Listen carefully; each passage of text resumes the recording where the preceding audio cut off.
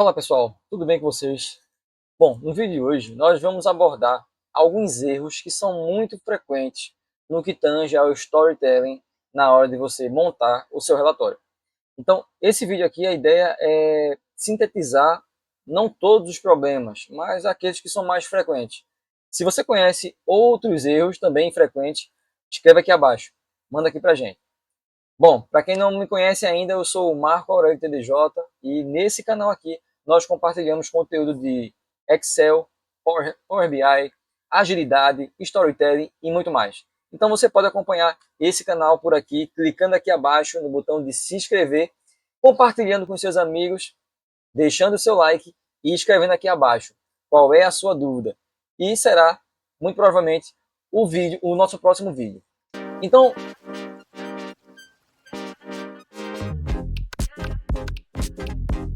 Então, o que é que eu estou fazendo aqui agora? Vocês estão observando a minha tela, eu estou montando aqui um dashboard do zero. Eu criei uma base qualquer e estou agora aqui montando aqui um dashboard. E eu vou atuar corrigindo 5 erros muito frequentes. Então, deixa eu trazer logo para cá aqui, categoria. Eu vou pegar aqui meu modelo, vou adicionar valor. Vou começar aqui a montar um dashboard. Então, eu vou criar aqui alguns gráficos de maneira aleatória, tá? Só para ilustrar. Vou pegar aqui e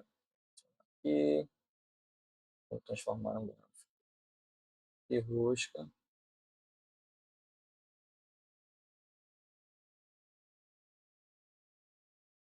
Beleza, isso aqui já está legal. Então eu tenho aqui dois gráficos, né, para a gente interagir. Tem aqui uma segmentação, vou transformar agora em duas. Pronto. Então aqui, ó, você já consegue interagir. Lembrando, tá, pessoal? Se você já é mais experiente com Power BI, já sabe disso. Mas se você está chegando por aqui agora, todos os itens aqui do Power BI são interativos, ou a grande maioria, porque, por exemplo, nós temos aqui título e subtítulo que não são interativos. Mas você pode atribuir a ele uma medida DAX e ele vai ser interativo. Mas, enfim, se você clica aqui, ó, é isso que eu quero dizer. Você clica em uma parte do gráfico de rosca, você seleciona ali um setor apenas, ele já mostra o correspondente. O mesmo acontece quando você seleciona, por exemplo, algum item da sua segmentação de dados. Ele vai lá e filtra toda a sua tabela. Beleza? Eu vou remover aqui, vou limpar esse filtro e vamos para o nosso problema número 1. Vamos lá.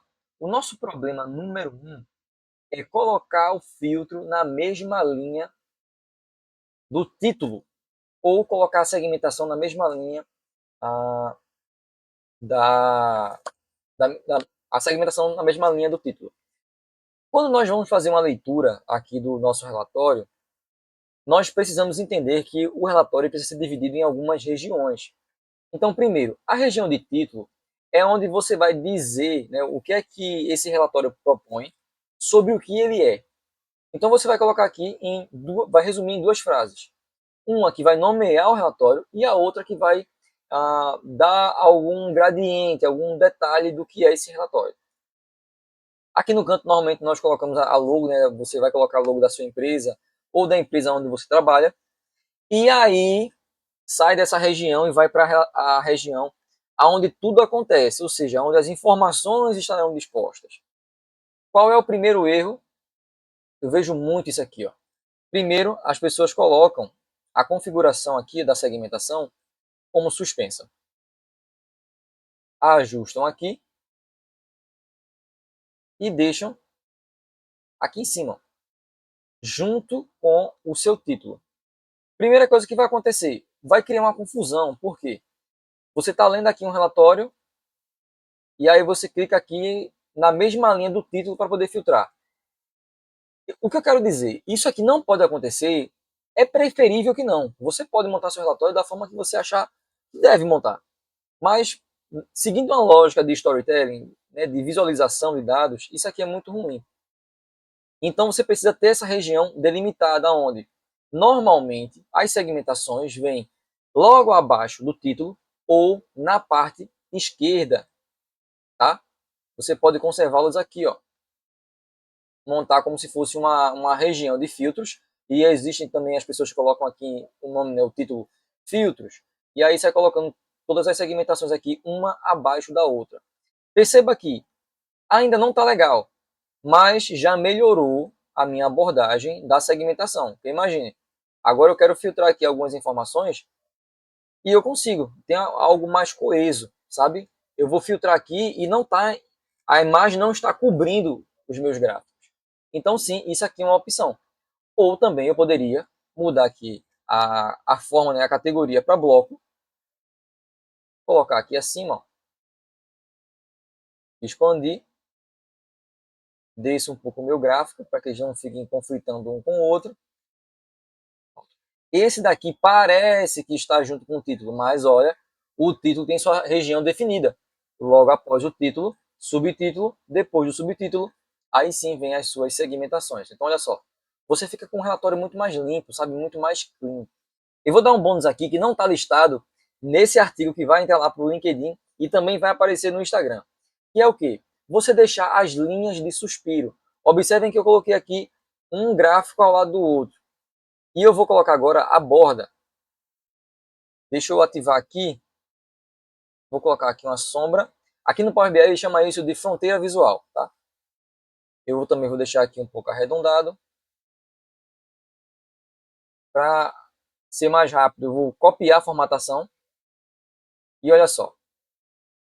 Por que é importante essa linha de suspiro? Isso dá uma ideia de organização. Por quê? Você olha, observa, tem um título, logo abaixo tem as suas segmentações e depois os gráficos, como se tivessem em caixinha, sabe? Tudo separado por região. Se você deixa tudo como estava antes, tudo junto, parece, né, que a coisa tá, sabe, meio que sufoca você, sabe? Tem muita coisa para chegando na sua vista. Então, quando você coloca aqui, ó, essa fronteira visual ou borda no seu gráfico e dá um espaço para começar o outro gráfico, isso é muito bom. Isso mostra a organização e deixa o seu relatório com um ar de eu quero ler esse relatório, eu quero consumir essa informação. Beleza? Então aqui, nossa primeira dica. Vamos para a segunda dica. A segunda dica vai falar sobre poluir o dashboard com muitas cores e gráficos irrelevantes. Vejam só, eu tenho aqui uma distribuição por tipo de exame que eu executo na minha clínica, por exemplo. Não é o caso, eu não sou dono de uma clínica, mas aqui eu estou supondo, eu criei essa hipótese. Então vamos lá. Ele falou aqui de você encher de gráfico. Então tem gente que, por exemplo, eu tenho aqui um gráfico com a categoria do meu equipamento. Eu vou trazer também agora, vou transformar em um gráfico onde eu tenho as regiões. Vou ativar aqui, regiões. Aí agora, ativei aqui as regiões. Agora eu vou adicionar data. Vou colocar aqui um valor. Vou também transformar em um gráfico.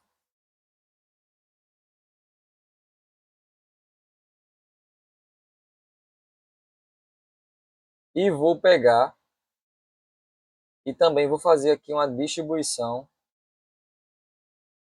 Mesmo sabendo que está uma granulometria muito alta, eu mesmo assim vou adicionar aqui o nosso gráfico de dispersão.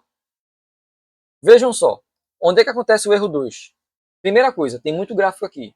Eu tenho informação aqui por região, eu tenho aqui essa distribuição que não está me falando nada, eu tenho aqui uma distribuição também cronológica que não está me falando nada. Por quê? A nossa tabela é um recorte de um único período.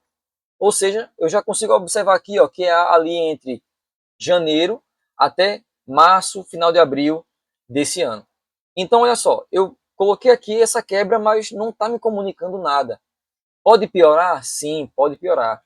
Porque eu estou aqui mostrando um gráfico de regiões e agora, né, me dá a louca aqui, eu vou mudar as cores desses gráficos. Vou colocar aqui ó, um vermelho. Tá para todos. Centro-Oeste. Vou botar aqui um azul ciano. Então, assim, me digam vocês, esse é o tipo de experiência que vocês querem passar? Olha só, sabe, tem muita informação aqui. Tem um gráfico aqui de setor e eu vou colocar mais uma quebra nesse gráfico de setor. Vou botar agora o cliente. Eu quero que ele mostre tudo. Então, olha só que confusão. Primeiro, vocês têm que estar atento que o gráfico de setor, gráfico de rosca, ele não pode, né, que não possa, mas é recomendado que ele não tenha mais do que 5 segmentações. Porque a primeira coisa que vai acontecer, você vai perder a noção da dimensão. Aqui está algo aproximado. E a segunda coisa é que vai ficar parecendo uma sombrinha de carnaval, sabe? Aquela sombrinha de frevo. São várias distribuições de várias cores e no final das contas você vai precisar sempre estar olhando a cor e conferindo o que é que ela representa. Então, cuidado com esse erro 2 muito frequente. Vamos avançar agora para o erro 3. Falta de hierarquia visual. Eu vou simplificar com esse gráfico aqui. Existem outras formas de hierarquia visual, tá? Mas para a gente não estender muito esse vídeo, eu vou pegar aqui, vou colocar um gráfico percentual. Vai mostrar o nosso atingimento. Deixa eu só ajustar aqui. Olha só. Esse é um erro de hierarquia. Por quê? Eu escolhi o gráfico errado, eu escolhi um gráfico percentual, mas eu não dei um contravalor para ele mostrar como é que está o andamento. Isso aqui seria muito bom para um status, por exemplo. Você tem uma distribuição por status. Mas se eu tenho um modelo, olha só. Se eu trazer aqui, por exemplo, região para cá. Aí sim ele quebra as cores e eu começo a ter uma noção de hierarquia. Mas percebam que o gráfico ainda não está legal. Por quê? Todas as barras têm o mesmo tamanho. Então, muito cuidado com relação à hierarquia visual. Outra coisa, vamos aqui para a data.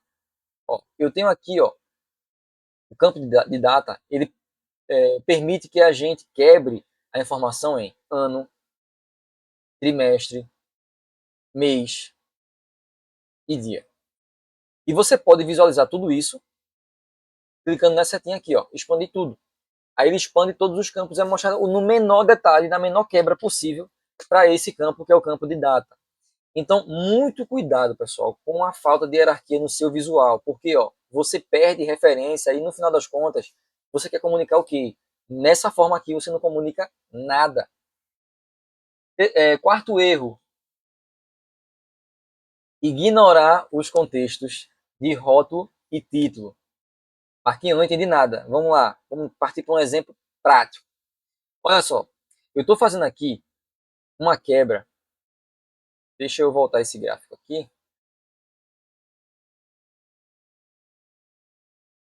Eu estou fazendo aqui um ajuste onde eu estou considerando o valor gasto em cada região para realizar alguns exames. E aí, o que acontece muito? Você copiou um gráfico para agilizar a sua formatação, você só clicou e arrastou, né, que a gente já recomenda, você vai conferir nos nossos cursos que é melhor você criar uma medida DAX, tá? Ao invés de ficar arrastando a coluna, você ganha mais poder de fogo do que ficar só arrastando. É prático para um iniciante, mas para você que já vai ter o dia a dia de elaborar relatórios, então é melhor criar uma medida DAX. Vamos lá. O meu título aqui deveria ser o quê? A minha distribuição, né, por região. E aí eu coloco aqui, ó, distribuição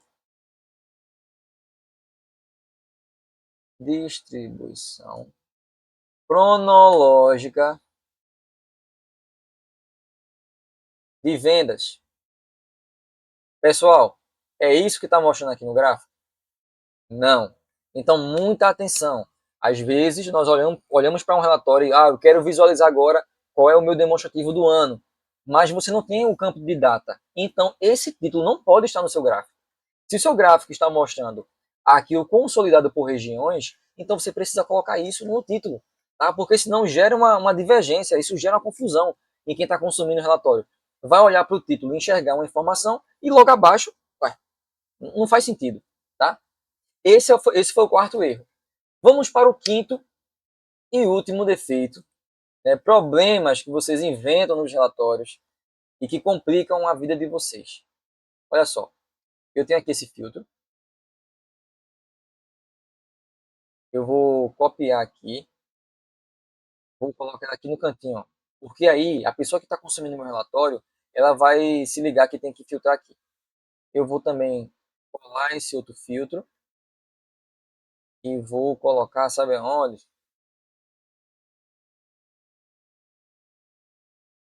Aqui no canto também. Que erro é esse que eu estou falando? É um erro de dificultar. Isso aqui acontece muito. Deixa eu colocar ele aqui. Pessoal, localização das suas segmentações. Lembra que no passo 1 eu falei que nós precisamos delimitar aonde vai ficar as segmentações, o título e os gráficos que vão compor o relatório de vocês? Nesse caso aqui, ó, você iria procurar pelo quê? Pelo símbolo do filtrar. Mas você sabe o que é esse filtro? Não. Então, a segmentação é tão importante quanto o seu gráfico, tá? E a posição deles? Olha só, eu deixei um aqui no canto. Você, quando faz isso, já é certo.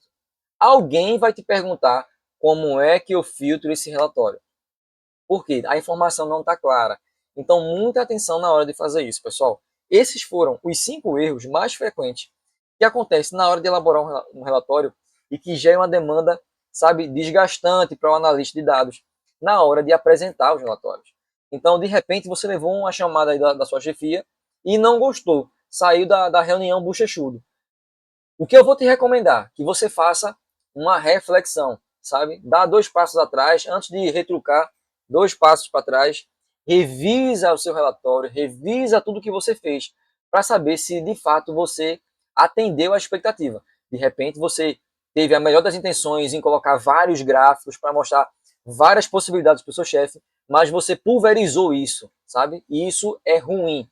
Você precisa ter uma noção de storytelling para o que é o storytelling? Storytelling é narrativa, então você precisa narrar, precisa contar uma história com dados. Normalmente nas organizações você vai responder perguntas. Então responda essas perguntas e sejam conclusivos, sabe? Não fica, eu posso fazer isso, eu posso fazer aquilo, sabe? Se eu brinco com os meus alunos e aqui em casa também, dizendo o seguinte: se minha mãe fosse uma bicicleta e meu pai uma moto, eu seria um velocípede. Aí você vai perguntar, o que é que isso tem a ver? Exatamente, nada a ver com o que a gente está falando aqui agora, e não tem nada a ver você usar esses 5 erros aí no seu relatório. Então, muita atenção, bom trabalho a todos, e se ficou alguma dúvida, manda aqui pra gente. Valeu, pessoal, até mais.